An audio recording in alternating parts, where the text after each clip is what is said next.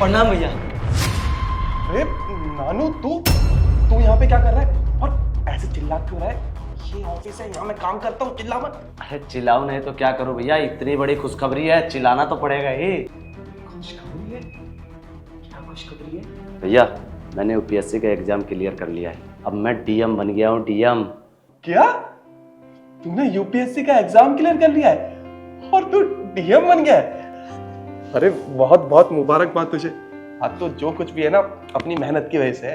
भैया कुछ भी, अरे मेरा मेहनत का है इसमें, सब मेहनत तो आपका ही है। मुझे अच्छे से पता है कि दिन हो या रात हो आप इसी गेट पर खड़े होकर सिक्योरिटी गार्ड का जॉब करते रहे, ताकि आपका छोटा भाई अच्छे से पढ़ाई करे और एक दिन बहुत बड़ा ऑफिसर बने। आज आपका सपना पूरा हो गया है और मैं चाहता हूँ ना कि आप ये काम छोड़ दें।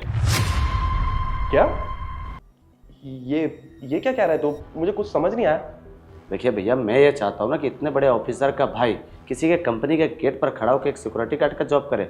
नहीं भैया, मुझे अच्छा नहीं लगेगा। और हाँ, मुझे पता है कि आप ये बोलने वाले हैं कि मैम साहब से बात कर लूँगा, किसी से कोई बात करने की ज़रूरत नहीं है। अमीर लोग ना बहुत निर्दयी होते हैं, या अपने से छोटे को ना आगे बढ़ते हुए नहीं देख सकते। अब आप चलिए मेरे साथ। नवनीत, ये क्या बोले जा रहा है तू?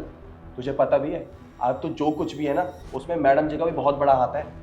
देखिए भैया, आप ज़्यादा कुछ सोच रहे हैं और मैं आपकी करण,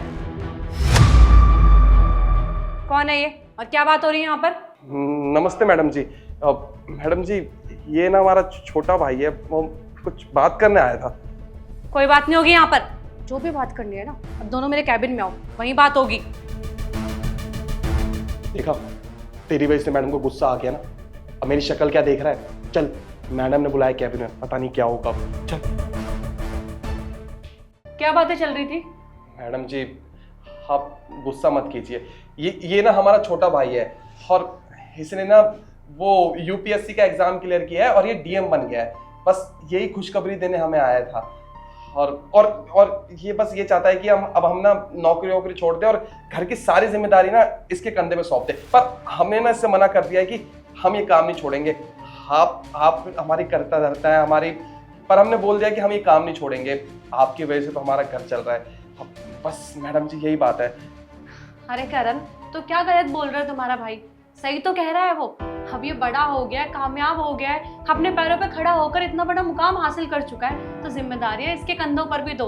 और जब वो चाहता है कि जिम्मेदारियां उस पर आए, तो तुम्हारा भी हक बनता है कि अपने भाई को जिम्मेदारियां दो। और मैं खुद देख रही हूँ 10 साल से तुमने कितनी मेहनत की है अपने भाई को पढ़ाने के लिए। डे नाइट कुछ नहीं देखा, डबल शिफ्ट लगाई है और हमेशा अपने हक के पैसे लिए हैं। कभी अगर मैंने चाहा भी कि तुम्हारी मदद कर दूं, तुम इतने स्वाभिमानी हो कि तुमने एक पैसा फालतू नहीं लिया।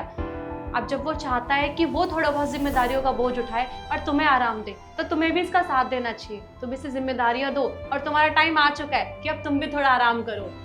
जी मैडम जी, जैसा बोलो। मैडम जी, आपका बहुत बहुत धन्यवाद कि आपने हमारी बातों को समझा। और मैडम जी, मुझे ऐसा लगता था ना कि जो इतने बड़े बड़े साहब लोग होते हैं ना, हम जैसे छोटे लोग आगे बढ़ते हैं ना तो उनको देखते नहीं है, लेकिन आपने मेरा नज़रिया बदल दिया। आपका बहुत बहुत धन्यवाद। अरे नहीं, ये सब तो तुम्हारी मेहनत है और मैंने बोला नहीं। कॉन्ग्रेचुलेशंस। और करण, तुम ना यहाँ आते जाते रहना। ऐसा ना हो कि भाई डीएम बन गया तो सबको भूल जाओ, यहाँ आना जाना ही बंद कर दो। तुम्हारा हिसाब आज तुम ले जाना और यहाँ आते जाते रहना सबसे मिलने के लिए। अरे नहीं मैडम जी, हम यहाँ पे जरूर आएंगे। हमने अपनी जिंदगी के 10 साल दिए हैं यहाँ पे। हमारे भाई लोग हैं, उनसे मिलने, आपसे मिलने जरूर आएंगे मैडम जी। जी मैडम जी, अब चलते हैं। चल। हाँ चले जाओ। वैसे भी एक चीज से तो मैं बहुत नाराज हूँ तुम्हारी। क्या हुआ मैडम जी? कोई गलती हो गई हमसे? इतनी बड़ी खुशखबरी है, भाई तुम्हारा डीएम बन गया है और तुमने अब तक मिठाई का भी नहीं पूछा, बस बातें ही सुनाए जा रहे हो तब से। अरे भैया, माफ कीजिए मैडम जी, हम तो भूल ही गए, खुशी खुशी में भूल गए।